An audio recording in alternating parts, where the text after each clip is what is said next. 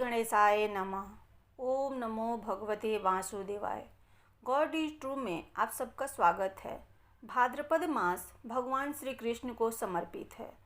इस भाद्रपद मास में भगवान ने पृथ्वी पर अवतार लेकर दुष्टों का संहार किए और अपने लीलाओं से अपने भक्तों को आनंदित किए। दोस्तों, हमारे चैनल पर इस पावन भाद्रपद मास में भगवान श्री कृष्ण की लीलाओं से संबंधित भागवत महापुराण की कथाएं सुनाई जा रही है।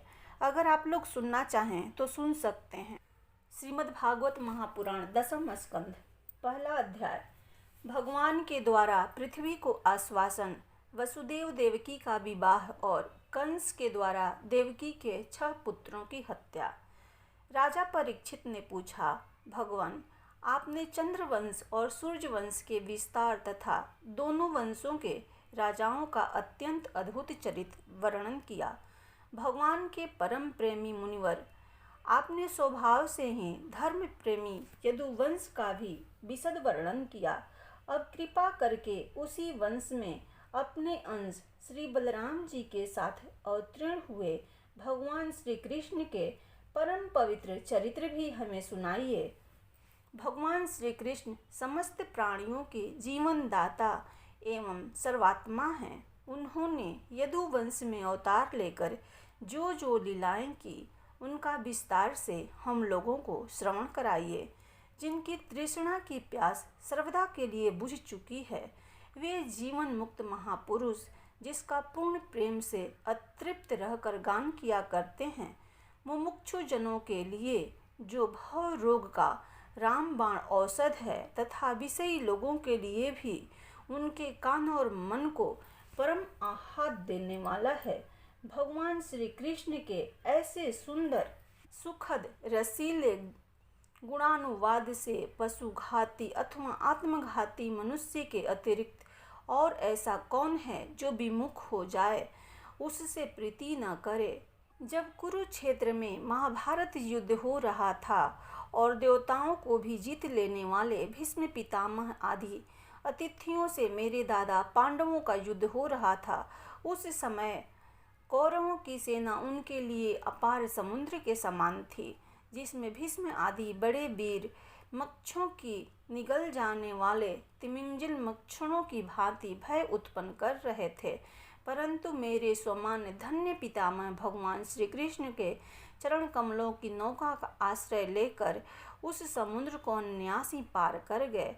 ठीक वैसे ही जैसे कोई मार्ग में चलता हुआ स्वभाव से ही बछड़े के खुर का गड्ढा पार कर जाए। महाराज, मेरा यह शरीर जो आपके सामने है तथा जो कौरव और पांडव दोनों ही वंशों का एकमात्र सहारा है, अश्वत्थामा के ब्रह्मास्त्र से जल चुका था। उस समय मेरी माता जब भगवान की शरण में गई, तब उन्होंने हाथ में चक्र लेकर मेरी माता के गर्भ में प्रवेश किया और मेरी रक्षा की। वे समस्त शरीरधारियों के भीतर आत्म रूप से रहकर अमृत तत्व का दान कर रहे हैं और बाहर काल रूप से रहकर मृत्यु का मनुष्य के रूप में प्रतीत होना, यह तो उनकी एक लीला है। आप उन्हीं की ऐश्वर्य और माधुर्य से परिपूर्ण लीलाओं का वर्णन कीजिए। भगवान, आपने अभी बतलाया था कि बलराम जी रोहिणी के पुत्र थे। इसके बाद देवकी के पुत्र में भी आपने उनकी गणना की। दूसरा शरीर धारण किए बिना 2 माताओं का पुत्र होना कैसे संभव है? असुरों को मुक्ति देने वाले और भक्तों को प्रेम वितरण करने वाले भगवान श्री कृष्ण अपने वात्सल स्नेह से भरे हुए पिता का घर छोड़कर ब्रज में क्यों चले गए? यदुवंश शिरोमणि भक्त वत्सल प्रभु ने नंद आदि गोप बंधुओं के साथ कहाँ कहाँ निवास किया? ब्रह्मा और शंकर का भी शासन करने वाले प्रभु ने ब्रज में जाकर तथा मधुपुरी में रहकर कौन कौन सी लीलाएं की? और महाराज, उन्होंने अपनी माँ के भाई मामा कंस को अपने हाथों क्यों मार डाला? वह मामा होने के कारण उनके द्वारा मारे जाने योग्य तो नहीं था। मनुष्याकार सच्चिदानंदमय विग्रह प्रकट करके द्वारिकापुरी में यदुवंशियों के साथ उन्होंने कितने वर्षों तक निवास किया और उन सर्वशक्तिमान प्रभु की पत्नियां कितनी थी? मुने, मैंने श्री कृष्ण की जितनी लीलाएं पूछी हैं और जो नहीं पूछी है वे सब आप मुझे विस्तार से सुनाइए, क्योंकि आप सब कुछ जानते हैं और मैं बड़ी श्रद्धा के साथ उसे सुनना चाहता हूँ। भगवान, अन्न की तो बात ही क्या, मैंने जल का भी परित्याग कर दिया है, फिर भी वह असहा भूख प्यास मुझे तनिक भी नहीं सता रही है, क्योंकि मैं आपके मुख कमल से झरती हुई भगवान की सुधामयी लीला कथा का पान कर रहा हूँ। सुत जी कहते हैं, सौनक जी, भगवान के प्रेमियों में अग्रणी एवं सर्वज्ञ श्री सुखदेव जी महाराज ने परीक्षित का ऐसा समीचीन प्रश्न सुनकर उनका अभिनंदन किया और भगवान श्री कृष्ण की उन लीलाओं का वर्णन प्रारंभ किया जो समस्त कलिमलों को सदा के लिए धो डालती है। श्री सुखदेव जी ने कहा, भगवान के लीला रस के रसिक राजर से तुमने जो कुछ निश्चय किया है वह बहुत ही सुंदर और आदरणीय है, क्योंकि सबके हृदय आराध्य श्री कृष्ण की लीला कथा श्रवण करने में तुम्हें सहज एवं सुदृढ़ प्रीति प्राप्त हो गई है। भगवान श्री कृष्ण की कथा के संबंध में प्रश्न करने से ही वक्ता, प्रश्नकर्ता और श्रोता तीनों ही पवित्र हो जाते हैं। जैसे गंगा जी का जल या भगवान शालिग्राम का चरणामृत सभी को पवित्र कर देता है। परीक्षित, उस समय लाखों दैत्यों के दल ने घमंडी राजाओं का रूप धारण कर अपने भारी भार से पृथ्वी को आक्रांत कर रखा था। उससे त्राण पाने के लिए वह ब्रह्मा जी की शरण में गई। पृथ्वी ने उस समय गौ का रूप धारण कर रखा था। उसके नेत्रों से अश्रु बह बह कर मुंह पर आ रहे थे। उसका मन तो खिन्न था ही, शरीर भी बहुत कृश्य हो गया था। वह बड़े करुण स्वर से रंभा रही थी। ब्रह्मा जी के पास जाकर उसने उन्हें अपनी पूरी कष्ट कहानी सुनाई। ब्रह्मा जी ने बड़ी सहानुभूति के साथ उसकी दुख कथा सुनी। उसके बाद वे भगवान शंकर, स्वर्ग के अन्यान प्रमुख देवता तथा गौ के रूप में आई हुई पृथ्वी को अपने साथ लेकर क्षीर सागर के तट पर गए। भगवान देवताओं के भी आराध्य देव हैं। वे अपने भक्तों की समस्त अभिलाषाएं पूर्ण करते और उन्हें समस्त क्लेशों को नष्ट कर देते हैं। वे ही जगत के एकमात्र स्वामी हैं। क्षीर सागर के तट पर पहुंचकर ब्रह्मा आदि देवताओं ने पुरुष सूक्त के द्वारा उन्हीं परम पुरुष सर्वांतर्यामी प्रभु की स्तुति की। स्तुति करते करते ब्रह्मा जी समाधिस्थ हो गए। उन्होंने समाधि अवस्था में आकाशवाणी सुनी। इसके बाद जगत के निर्माणकर्ता ब्रह्मा जी ने देवताओं से कहा, देवताओं, मैंने भगवान की वाणी सुनी है, तुम लोग भी उसे मेरे द्वारा अभी सुन लो और फिर वैसा ही करो। उसके पालन में विलंब नहीं होना चाहिए। भगवान को पृथ्वी के कष्ट का पहले से ही पता है। वे ईश्वर के भी ईश्वर हैं, अतः अपनी काल शक्ति के द्वारा पृथ्वी का भार हरण करते हुए वे जब तक पृथ्वी पर लीला करें तब तक तुम लोग भी अपने अपने अंशों के साथ यदुकुल में जन्म लेकर उनकी लीला में सहयोग दो। वसुदेव जी के घर स्वयं पुरुषोत्तम भगवान प्रकट होंगे। उनकी और उनकी प्रियतमा श्री राधा की सेवा के लिए देवांगनाएं जन्म ग्रहण करें। स्वयं प्रकाश भगवान शेष भी, जो भगवान की कला होने के कारण अनंत हैं और जिनके सहस्त्र मुख हैं, भगवान के प्रिय कार्य करने के लिए उनसे पहले ही उनके बड़े भाई के रूप में अवतार ग्रहण करेंगे। भगवान की वह ऐश्वर्यशालिनी युग माया भी, जिसने सारे जगत को मोहित कर रखा है, उनकी आज्ञा से उनकी लीला के कार्य संपन्न करने के लिए अंश रूप से अवतार ग्रहण करेंगी। श्री सुखदेव जी कहते हैं, परीक्षित, प्रजापतियों के स्वामी भगवान ब्रह्मा जी ने देवताओं को इस प्रकार आज्ञा दी और पृथ्वी को समझा बुझाकर ढाढ़स बंधाया। इसके बाद वे अपने परम धाम को चले गए। प्राचीन काल में यदुवंशी राजा थे सुरसेन। वे मथुराधिपति में रहकर माथुरी मंडल और सुरसेन मंडल का राज्य शासन करते थे। उसी समय में मथुरा ही समस्त यदुवंशी नरपतियों की राजधानी हो गई थी। भगवान श्री हरि सर्वदा वहाँ विराजमान रहते हैं। एक बार मथुरा में सूर्य के पुत्र वसुदेव जी विवाह करके अपनी नवविवाहिता पत्नी देवकी के साथ घर जाने के लिए रथ पर सवार हुए। उग्रसेन का लड़का था कंस। उसने अपनी चचेरी बहन देवकी को प्रसन्न करने के लिए उसके रथ के घोड़े की रास पकड़ ली। वह स्वयं ही रथ हाँकने लगा। यद्यपि उसके साथ सैकड़ों सोने के बने हुए रथ चल रहे थे। देवकी के पिता थे देवक। अपनी पुत्री पर उनका बड़ा प्रेम था। कन्या को विदा करते समय उन्होंने उसे सोने के हारों से अलंकृत 400 हाथी, 15,000 घोड़े, 1800 रथ तथा सुंदर सुंदर वस्त्र आभूषणों से विभूषित 200 सुकुमारी दासियां दहेज में दी। विदाई के समय वर वधू के मंगल के लिए एक ही साथ शंख, तुरही, मृदंग और दुर्दंभियां बजने लगी। मार्ग में जिस समय घोड़ों की रास पकड़कर कंस रथ हाँक रहा था, उस समय आकाशवाणी ने उसे संबोधन करके कहा, अरे मूर्ख, जिसको तू रथ में बैठा कर लिए जा रहा है, उसकी 8वें गर्भ की संतान तुझे मार डालेगी। कंस बड़ा पापी था। उसकी दुष्टता की सीमा नहीं थी। वह भोज वंश का कलंक ही था। आकाशवाणी सुनते ही उसने तलवार खींच ली और अपनी बहन की चोटी पकड़कर उसे मारने के लिए तैयार हो गया। वह अत्यंत क्रूर तो था ही, पाप कर्म करते करते निर्लज भी हो गया था। उसका यह काम देखकर महात्मा वसुदेव जी उसको शांत करते हुए बोले। वसुदेव जी ने कहा, राजकुमार, आप भोज वंश के होनहार वंशधर तथा अपने कुल की कृति बढ़ाने वाले हैं।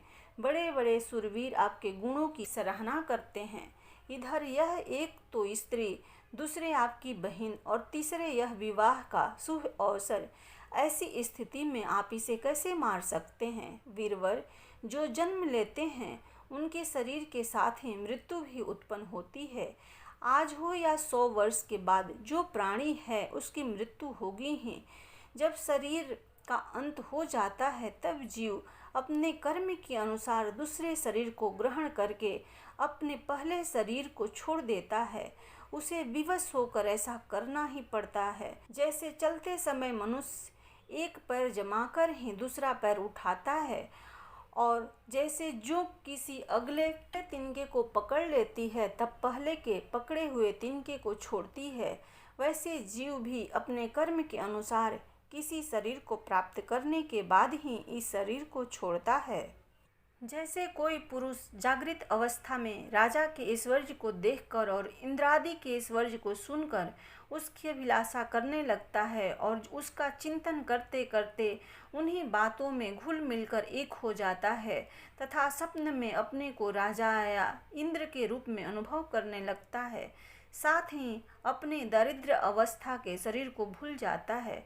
कभी कभी तो जागृत अवस्था में ही मन उन बातों का चिंतन करते करते तन्मय हो जाता है और उसे स्थूल शरीर की सुधि नहीं रहती। वैसे ही जीव कर्मकृत कामना और कामनाकृत कर्म के वशीभूत होकर दूसरे शरीर को प्राप्त हो जाता है और अपने पहले शरीर को भूल जाता है।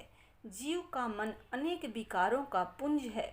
देहांत के समय वह अनेक जन्मों के संचित और प्रारब्ध कर्मों की वासनाओं के अधीन होकर माया के द्वारा रचे हुए अनेक पांच भौतिक शरीरों में से जिस किसी शरीर के चिंतन में तल्लीन हो जाता है और मान बैठता है कि यह मैं हूँ, उसे वही शरीर ग्रहण करके जन्म लेना पड़ता है। जैसे सूर्य, चंद्रमा और चमकीली वस्तुएं जल से भरे हुए घड़ों में या तेल आदि तरल पदार्थों में प्रतिबिंबित होती है और हवा के झोंके से उनके जल आदि के हिलने डोलने पर उनमें प्रतिबिंबित वस्तुएं भी चंचल जान पड़ती है, वैसे ही जीव अपने स्वरूप के अज्ञान द्वारा रचे हुए शरीर में राग करके उन्हें अपना आप मान बैठता है और मोहवश उनके आने जाने को अपना आना जाना मानने लगता है। इसलिए जो अपना कल्याण चाहता है उसे किसी से द्रोह नहीं करना चाहिए, क्योंकि जीव कर्म के अधीन हो गया है और जो किसी से भी द्रोह करेगा उसको इस जीवन में शत्रु से और जीवन के बाद परलोक में भयभीत होना ही पड़ेगा। कंस, यह आपकी छोटी बहन है, अभी बच्ची और बहुत दिन है। यह तो आपकी कन्या के समान है। इस पर अभी अभी इसका विवाह हुआ है। विवाह के मंगल चिन्ह भी इसके शरीर से उतरे नहीं हैं। ऐसी अवस्था में आप जैसे दीन वत्सल पुरुष को इस विचारी का वध करना उचित नहीं है। श्री सुखदेव जी कहते हैं, परीक्षित, इस प्रकार वसुदेव जी ने प्रशंसा आदि, सम्मानित और भय आदि भेद नीति से कंस को बहुत समझाया, परंतु वह क्रूर तो राक्षसों का अनुयायी हो रहा था, इसलिए उसने अपने घोर संकल्पों को नहीं छोड़ा। वसुदेव जी ने कंस का विकट हठ देखकर यह विचार किया कि किसी प्रकार यह समय तो टाल ही देना चाहिए। तब वे इस निश्चय पर पहुँचे, बुद्धिमान पुरुष को जहाँ तक उसकी बुद्धि और बल साथ दे मृत्यु को टालने का प्रयत्न करना चाहिए। प्रयत्न करने पर भी वह न टल सके तो फिर प्रयत्न करने वाले का कोई दोष नहीं रहता। इसलिए इस मृत्यु रूप कंस को अपने पुत्र दे देने की प्रतिज्ञा करके मैं इस दिन देवकी को बचा लूं। यदि मेरे लड़के होंगे और तब तक यह कंस स्वयं नहीं मर जाएगा तब क्या होगा? संभव है उल्टा ही हो, मेरा लड़का ही इसे मार डाले, क्योंकि विधाता के विधान का पार पाना बहुत कठिन है। मृत्यु सामने आकर भी टल जाती है और टली हुई भी लौट आती है। जिस समय वन में आग लगती है उस समय कौन सी लकड़ी जले और कौन सी न जले, दूर की जल जाए और पास की बच जाए, इन सब बातों में अदृष्ट के सिवा और कोई कारण नहीं होता। वैसे ही किस प्राणी का कौन सा शरीर बना रहेगा और किस हेतु से कौन सा शरीर नष्ट हो जाएगा, इस बात का पता लगा लेना बहुत ही कठिन है। अपने बुद्धि के अनुसार ऐसा निश्चय करके वसुदेव जी ने बहुत सम्मान के साथ पापी कंस की बड़ी प्रशंसा की। परीक्षित, कंस बड़ा क्रूर और निर्लज था, अतः ऐसा करते समय वसुदेव जी के मन में बड़ा पीड़ा हो रही थी। फिर भी उन्होंने ऊपर से अपने मुख कमल को प्रफुल्लित करके हंसते हुए कहा। वसुदेव जी ने कहा, सौम्य, आपको देवकी से तो कोई भय नहीं है ना? जैसा कि आकाशवाणी ने कहा है, भय है पुत्रों से, सो इसके पुत्र मैं आपको लाकर सौंप दूंगा। श्री सुखदेव जी कहते हैं, परीक्षित, कंस जानता था कि वसुदेव जी के वचन झूठे नहीं होते और उन्होंने जो कुछ कहा है वह युक्ति संगत भी है, इसलिए उसने अपनी बहन देवकी को मारने का विचार छोड़ दिया। इससे वसुदेव जी बहुत प्रसन्न हुए और उसकी प्रशंसा करके अपने घर चले आए। देवकी बड़ी सती साध्वी थी, सारे देवता उसके शरीर में निवास करते थे। समय आने पर देवकी के गर्भ से प्रति वर्ष एक एक करके 8 पुत्र तथा 1 कन्या उत्पन्न हुई। पहले पुत्र का नाम था कृतिमान। वसुदेव जी ने उसे लाकर कंस को दे दिया। ऐसा करते समय उन्हें कष्ट तो अवश्य हुआ, परंतु उससे भी बड़ा कष्ट उन्हें इस बात का था कि कहीं मेरे वचन झूठे न हो जाएं। परीक्षित, सत्यसंध पुरुष बड़े से बड़ा कष्ट भी सह लेते हैं। ज्ञानियों को किसी बात की अपेक्षा नहीं होती। नीच पुरुष बुरे से बुरा काम भी कर सकते हैं, और जो जितेंद्रिय हैं, जिन्होंने भगवान को हृदय में धारण कर रखा है, वे सब कुछ त्याग कर सकते हैं। जब कंस ने देखा कि वसुदेव जी का अपने पुत्र जीवन और मृत्यु में समान भाव है एवं वे सत्य में पूर्ण निष्ठावान भी हैं, तब वह बहुत प्रसन्न हुआ और उनसे हंसकर बोला, वसुदेव जी, आप इस नन्हे से सुकुमार बालक को ले जाइए, इससे मुझे कोई भय नहीं है, क्योंकि आकाशवाणी ने तो ऐसा कहा था कि देवकी के 8वें गर्भ से उत्पन्न संतान द्वारा मेरी मृत्यु होगी। वसुदेव जी ने कहा, ठीक है, और उस बालक को लेकर वे लौट आए। परंतु उन्हें मालूम था कि कंस बड़ा दुष्ट है और उसका मन उसके हाथ में नहीं है, वह किसी क्षण बदल सकता है, इसलिए उन्होंने उसकी बात पर विश्वास नहीं किया। परीक्षित, इधर भगवान नारद कंस के पास आए और उससे बोले कि कंस, ब्रज में रहने वाले नंद आदि गोप, उनकी स्त्रियां, वसुदेव आदि वृषणीवंशी यादव, देवकी आदि यदुवंशी स्त्रियां और नंद वसुदेव दोनों के सजातीय बंधु बांधव और सगे संबंधी सब के सब देवता हैं। जो इस समय तुम्हारी सेवा कर रहे हैं वे भी देवता ही हैं। उन्होंने यह भी बतलाया है कि दैत्यों के कारण पृथ्वी का भार बढ़ गया है, इसलिए देवताओं की ओर से अब उनके वध की तैयारी की जा रही है। जब देवर्षि नारद इतना कहकर चले गए तब कंस को यह निश्चय हो गया कि यदुवंशी देवता हैं और देवकी के गर्भ से विष्णु भगवान ही मुझे मारने के लिए पैदा होने वाले हैं। इसलिए उसने देवकी और वसुदेव को हथकड़ी बेड़ी जकड़कर कैद में डाल दिया और उन दोनों से जो जो पुत्र होते गए उन्हें वह मारता गया। उसे हर बार यह शंका बनी रहती थी कि कहीं विष्णु ही इस बालक के रूप में न आ गया हो। परीक्षित, पृथ्वी में यह बात प्रायः देखी जाती है कि अपने प्राणों की पोषण करने वाले लोभी राजा अपने स्वार्थ के लिए माता पिता, भाई बंधु और अपने अत्यंत हितैषी इष्ट मित्रों की भी हत्या कर डालते हैं। कंस जानता था कि मैं पहले कालनेमी असुर था और विष्णु ने मुझे मार डाला था। इससे उसने यदुवंशियों से घोर विरोध ठान लिया।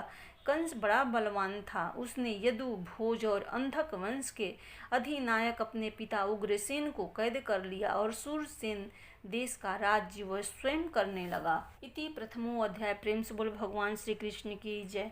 दूसरा अध्याय, भगवान का गर्भ प्रवेश और देवताओं द्वारा गर्भ स्तुति।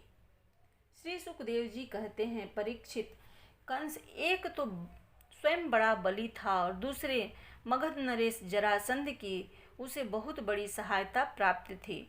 तीसरे उसके साथी थे प्रलंबासुर, बकासुर, चाणूर, तृणावत, अघासुर, मुष्टिक, अरिष्टासुर, देवध, पुतना, केसी और धेनुक तथा बाणासुर और भौमासुर आदि बहुत से दैत्य राजा उसके सहायक थे। इनको साथ लेकर वह यदुवंशियों को नष्ट करने लगा। वे लोग भयभीत होकर कुरु, पांचाल, केकय, सालव, विदर्भ, निषद, विदेह और कौशल आदि देशों में जा बसे। कुछ लोग ऊपर ऊपर से उसके मन के अनुसार काम करते हुए उनकी सेवा में लगे रहे।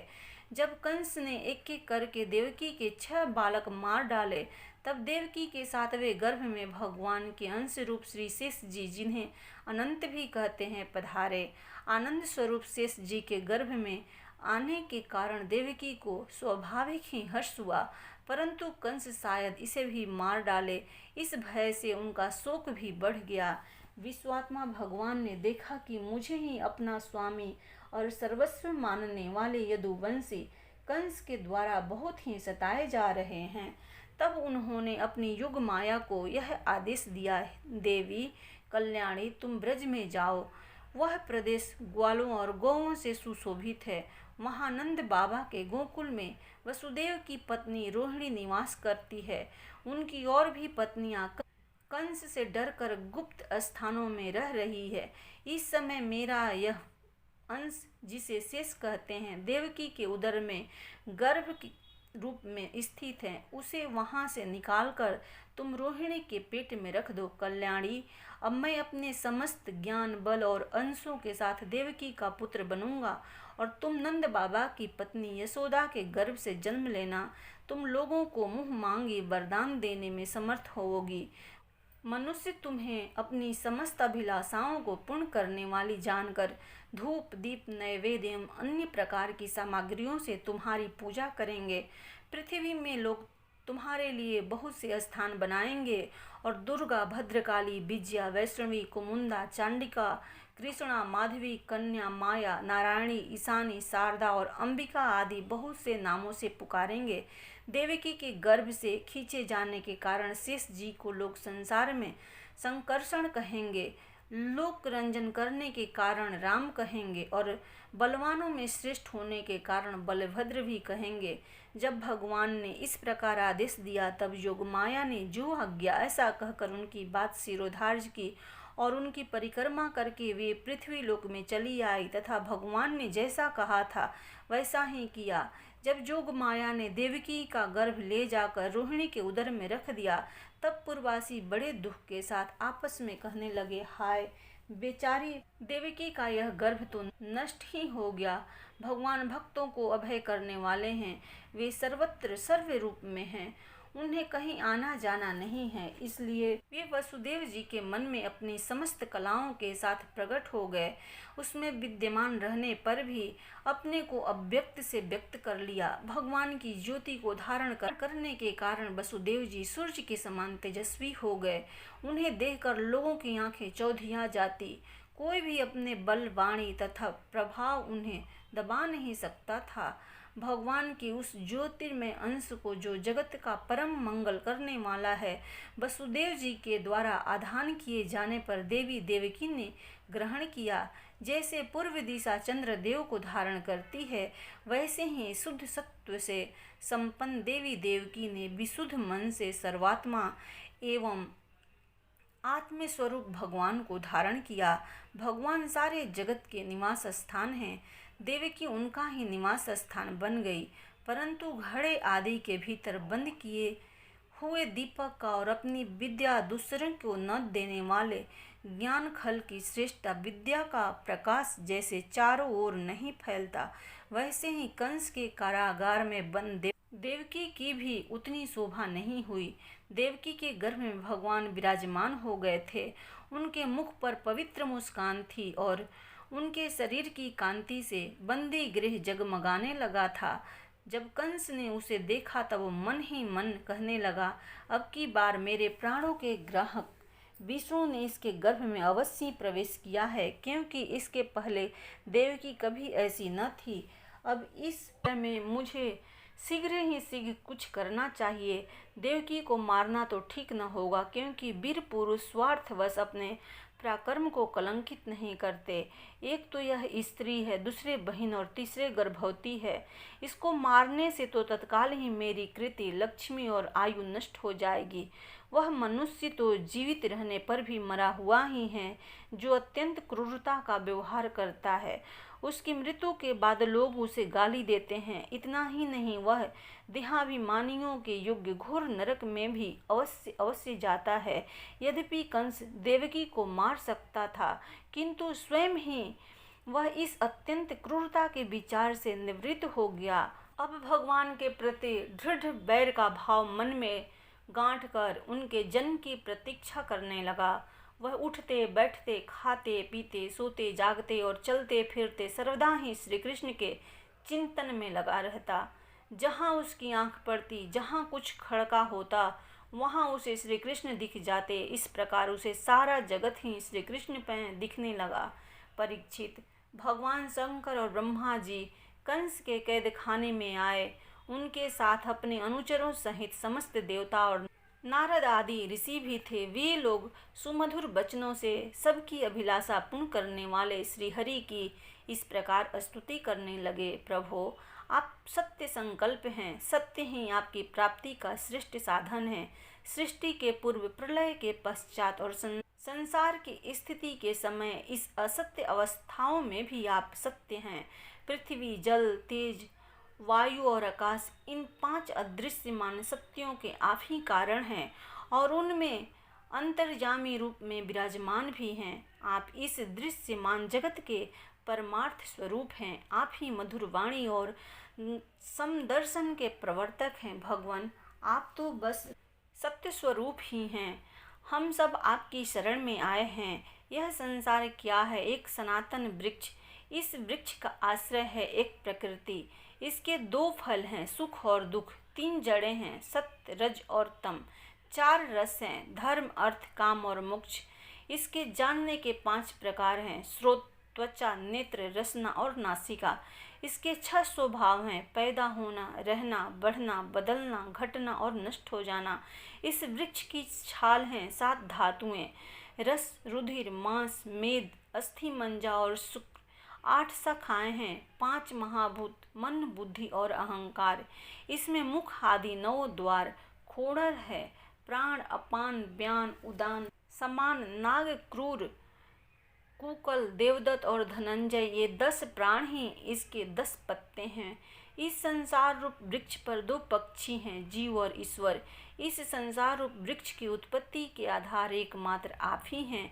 आप में ही इसका प्रलय होता है और आपके ही अनुग्रह से इसकी रक्षा भी होती है।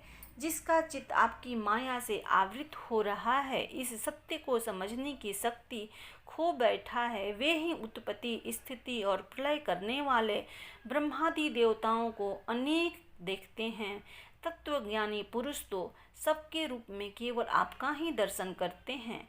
आप ज्ञान स्वरूप आत्मा हैं। चराचर जगत के कल्याण के लिए ही अनेकों रूप धारण करते हैं।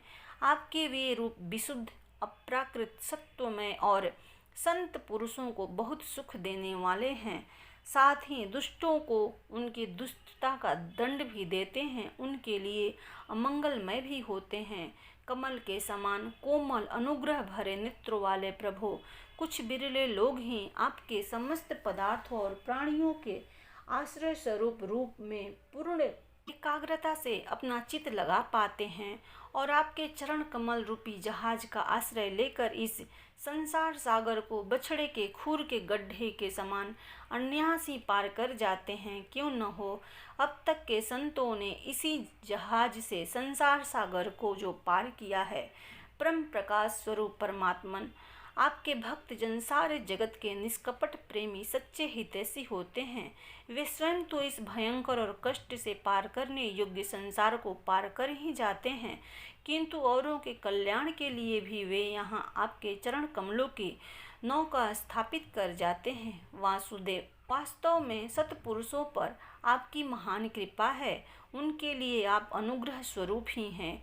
कमल नयन, जो लोग आपके चरण कमलों की शरण नहीं लेते तथा आपके प्रति भक्ति भाव से रहित होने के कारण जिनकी बुद्धि भी शुद्ध नहीं है, वे अपने को झूठ मूठ मुक्त मानते हैं, वास्तव में तो वे वध ही हैं। वे यदि बड़ी तपस्या और साधना का कष्ट उठाकर किसी प्रकार ऊंचे से ऊंचे पद पर पहुंच भी जाए तो भी वहां से नीचे गिर जाते हैं। परंतु भगवान, जो आपके अपने निज जन हैं, जिन्होंने आपके चरणों में अपनी सच्ची प्रीति जोड़ रखी है, वे कभी उस ज्ञानाभिमान की भांति अपने साधन मार्ग से गिरते नहीं। प्रभो, वे बड़े बड़े विघ्न डालने वालों की सेना के सरदारों के सिर पर पैर रखकर निर्भय विचरते हैं। कोई भी विघ्न उनके मार्ग में रुकावट नहीं डाल सकते, क्योंकि उनके रक्षक आप जो हैं। आप संसार की स्थिति के लिए समस्त देहधारियों को परम कल्याण प्रदान करने वाला विशुद्ध सत्वमय सच्चिदानंदमय परम दिव्य मंगल विग्रह प्रकट करते हैं। उस रूप में प्रकट होने से ही आपके भक्त वेद कर्म कांड अष्टांग योग तपस्या और समाधि के द्वारा आपकी आराधना करते हैं। बिना किसी आश्रय के वे किसकी आराधना करेंगे। प्रभो, आप सबके विधाता हैं। यदि आपका यह विशुद्ध सत्वमय निज स्वरूप न हो तो अज्ञान और उसके द्वारा होने वाले भेदभाव को नष्ट करने वाला अपरोक्ष ज्ञान ही किसी को न हो। जगत में दिखने वाला तीनों गुण आपके हैं और आपके द्वारा ही प्रकाशित होते हैं, यह सत्य है। परंतु इन गुणों की प्रकाशक वृत्तियों से आपके स्वरूप का केवल अनुमान ही होता है, वास्तविक स्वरूप का साक्षात्कार नहीं होता। तो आपके इस विशुद्ध सत्वमय स्वरूप की सेवा करने पर आपकी कृपा ही होती है। भगवान, मन और वेद वाणी के द्वारा केवल आपके स्वरूप का अनुमान मात्र होता है, क्योंकि आप उनके द्वारा दृश्य नहीं हैं, उनके साक्षी हैं। इसलिए आपके गुण, जन्म और कर्म आदि के द्वारा आपके नाम और रूप का निरूपण नहीं किया जा सकता। फिर भी प्रभु, आपके भक्तजन उपासना आदि क्रिया योगों के द्वारा आपका साक्षात्कार तो करते ही हैं। जो पुरुष आपके मंगलमय नामों और रूपों का श्रवण, कीर्तन, स्मरण और ध्यान करता है और जो आपके चरण कमलों की सेवा में ही अपना चित्त लगाए रहता है, उसे फिर जन्म मृत्यु रूप संसार के चक्र में नहीं आना पड़ता। संपूर्ण दुखों के हरने वाले भगवान, आप सर्वेश्वर हैं। यह पृथ्वी तो आपका चरण कमल ही है। आपके अवतार से इसका भार दूर हो गया। धन्य है प्रभु, हमारे लिए यह बड़े सौभाग्य की बात है कि हम लोग आपके सुंदर सुंदर चिन्हों से युक्त चरण कमलों के द्वारा विभूषित पृथ्वी को देखेंगे और स्वर्ग लोक को भी आपकी कृपा से कृतार्थ देखेंगे। प्रभु, आप अजन्मा हैं। यदि आपके जन्म के कारण के संबंध में हम कोई तर्क न करें तो यही कह सकते हैं कि यह आपका एक लीला विनोद है। ऐसा कहने का कारण यह है कि आप तो द्वैत लेश से रहित सर्वाधिष्ठान स्वरूप हैं और इस जगत की उत्पत्ति, स्थिति तथा प्रलय अज्ञान के द्वारा आप में आरोपित है। प्रभो, आपने जैसे अनेकों बार मत्स्य, हयग्रीव, कच्छप, नृसिंह, वराह, हंस, राम, परशुराम और वामन अवतार धारण करके हम लोगों की और तीनों लोकों की रक्षा की है, वैसे ही आप इस बार भी पृथ्वी का भार हरण कीजिए। यदुनंदन, हम आपके चरणों में वंदना करते हैं। देवकी जी को संबोधित करके माता जी, यह बड़े सौभाग्य की बात है कि आपकी कोख में हम सबका कल्याण करने के लिए स्वयं भगवान पुरुषोत्तम अपने ज्ञान, बल आदि अंशों के साथ पधारे हैं।